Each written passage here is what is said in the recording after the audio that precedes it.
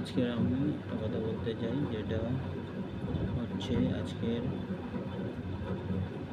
দিনে আমি এসলাম এই পৃথিবীতে। তো তাই আমি আজকের দিনের কথা বলতে চাই যে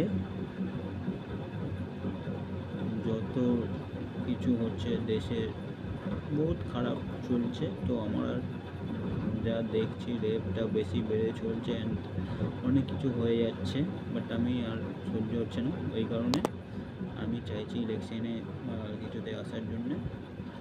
তো যারা এই রেপিস্টদের পথে দাঁড়াবে, যে রেপ করলে এনকাউন্টার বা কিছু করা, যেই প্রশাসন এইটা নেবে আমি সেই দলেই আসবো, আর সেই দলকেই দিল্লিতে বসাবো। সেই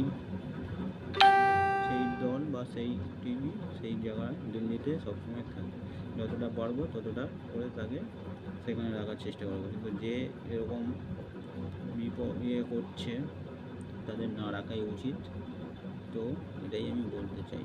তো যারা রেপিস্ট আছে তাদের কিছু শাস্তি বা কিছু করছে না সরকার, এটা খুব খারাপ হতো। যেই স্টেজ হোক, এইখানে হোক, বাংলায় হোক, আর যেখানেই হোক, সব রুলস এক হওয়া উচিত। আর এটা যদি ঠিক না হয় পৃথিবীতে কিছু হবে না, আরও বেড়ে চলবে। তাই এটাই বলার ছিল, তাই বললাম। যদি একটা চান্স দিয়ে দেখো সবাই, একেবারে সব একটা বই ছিল দেখেছে, সেরকম কপি পেস্ট হবে রিয়েল লাইফে যদি আমি আসি, বলে দিলাম। এবার তোমরা ডিসিশন নাও কী করবে।